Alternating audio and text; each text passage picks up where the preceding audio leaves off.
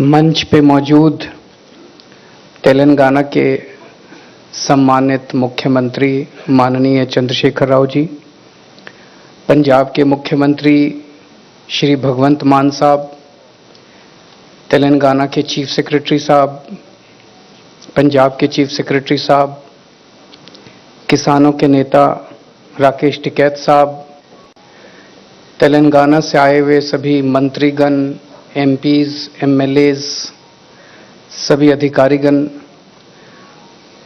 और हरियाणा और पंजाब से आए हुए उन सभी परिवारों को जिन्होंने गलवान घाटी में या किसान आंदोलन में अपनों को खोया है, आप सब लोगों को मेरा नमस्कार, आप सब लोगों को मेरा प्रणाम।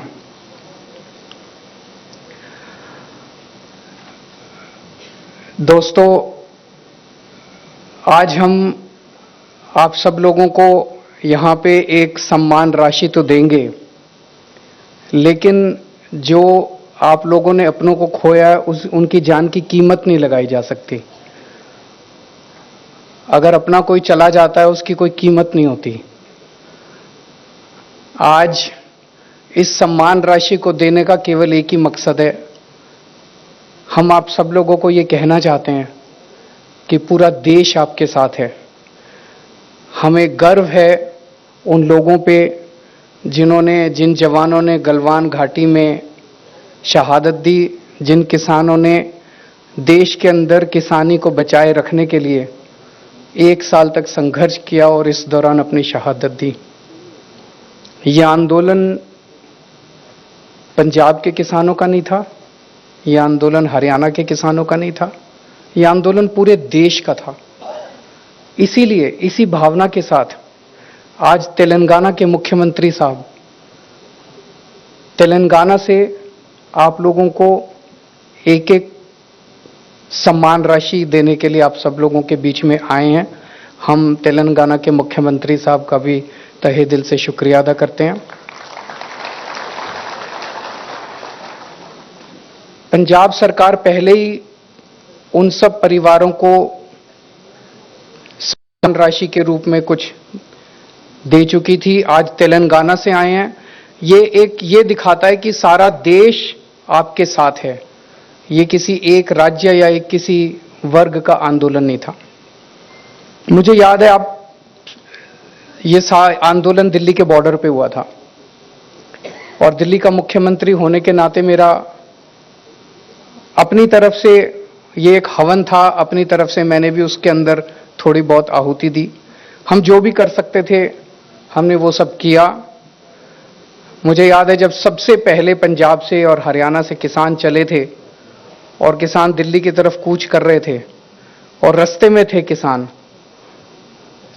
तभी हमारे पास केंद्र सरकार से एक फाइल आई कि भाई किसान दिल्ली की तरफ कूच कर रहे हैं, इन सभी किसानों को गिरफ्तार करने के लिए हमें दिल्ली के स्टेडियम जितने हैं उन सारे स्टेडियम को जेल बनाना है, ताकि जब किसान दिल्ली में एंटर करेंगे तो उनको सबको हम जेल में कैद कर लेंगे। क्योंकि जो मौजूदा जेल है वो तो इतनी बड़ी जेल नहीं थी कि इतने सारे किसानों को कैद किया जा सके। मैं भी आंदोलन से निकला हुआ हूँ, अन्ना आंदोलन से हम लोग निकले हुए हैं और अन्ना आंदोलन के समय हमारे साथ भी यही हुआ था कि अन्ना आंदोलन के समय जितने लोग रामलीला मैदान में जंतर मंतर पे आते थे उन सबको जब गिरफ्तार किया करती थी सरकारें तो जेलें छोटी पड़ जाती थी। तो वो सारे स्टेडियम में हम लोगों को गिरफ्तार करते थे। मैं भी कई दिन स्टेडियम में गिरफ्तार रहा हूँ। तो मैं समझ गया कि ये किसानों के आंदोलन को ख़त्म करने की एक साजिश है। अगर जो किसान दिल्ली के बॉर्डर पे पहुंच रहे थे, दिल्ली में एंटर करने के बाद अगर उनको सबको स्टेडियम के अंदर कैद कर दिया जाता तो किसान आंदोलन उसके बाद वो स्टेडियम के अंदर ही रह जाता। तो वो फाइल केंद्र सरकार के पास आई। किस्मत अच्छी थी कि वो पावर हमारे पास थी स्टेडियम को जेल में कन्वर्ट करने की, और हमने इतना प्रेशर हमारे ऊपर डाला गया केंद्र सरकार के द्वारा कि हमने करने से मना कर दिया। हमने कहा नहीं, हम स्टेडियम को जेल में कन्वर्ट नहीं करेंगे।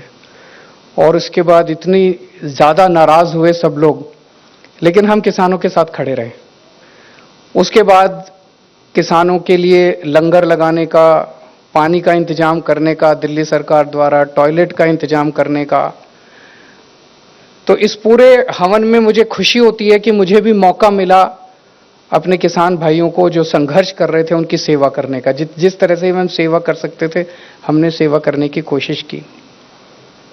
आज भी जब पंजाब के अंदर हमारी सरकार बनी है, आम आदमी पार्टी की सरकार बनी है, हमारी पूरी कोशिश है, हमारी सबसे पहली कोशिश है कि किस तरह से किसानों की आमदनी को बढ़ाया जाए। हम पूरी तरह से इस नतीजे पे पहुंचे हैं कि जब तक किसानों की आमदनी को नहीं बढ़ाया जाएगा, किसानों की आय को नहीं बढ़ाया जाएगा, किसान देश के अंदर हमेशा दुखी रहेगा, आत्महत्या करता रहेगा, कर्जे में डूबा रहेगा, घर में कोई बीमार हो जाएगा उसके लिए कर्जा लेगा और कर्जे की साइकिल के अंदर डूबा रहेगा और आत्महत्या करता रहेगा। मुझे बेहद खुशी है कि पंजाब के जो नए मुख्यमंत्री हैं मान साहब, ये भी किसानी के बैकग्राउंड से आते हैं और इसीलिए पिछले कुछ दिनों के अंदर इन्होंने जो निर्णय लिए, एक निर्णय लिया कि अभी जब तक अगली फसल नहीं उगाते तब तक एक मूंगी की फसल उगा लेते हैं और मूंगी के ऊपर पंजाब सरकार एमएसपी देगी। ये एक ऐसा व्यक्ति निर्णय ले सकता था जो जमीन से जुड़ा हुआ है, जिसे किसानी के बारे में पता है, और एक ऐसा व्यक्ति निर्णय ले सकता था जो कि किसानों के साथ खड़ा है। ये पहले वाली सरकारें भी ले सकती थी, लेकिन मान साहब ने यह निर्णय लिया कि मूंगी के ऊपर एमएसपी दी जाएगी। दूसरा निर्णय लिया कि जो डायरेक्ट सीडिंग करेंगे उन सब लोगों को 1,500 रुपये एकड़ के हिसाब से उन लोगों को सहायता दी जाएगी। आने वाले समय में भी बहुत सारे ऐसे निर्णय हम लेना चाहते हैं जिससे किसानी को एक पंजाब के, दिल्ली के अंदर हमने जितने काम किए, आज दिल्ली के स्कूलों के बारे में खूब चर्चा होती है कि खूब शानदार स्कूल बन गए, दिल्ली के अस्पतालों की खूब चर्चा होती है, दिल्ली के मोहल्ला क्लिनिक की खूब चर्चा होती है, दिल्ली की बिजली की खूब चर्चा होती है। वो सारे काम भी करेंगे यहाँ पे, पंजाब के स्कूल भी ठीक करेंगे, पंजाब के अस्पताल भी ठीक करेंगे, पंजाब में मोहल्ला क्लिनिक भी खोलेंगे, बिजली भी फ्री, सारे करेंगे।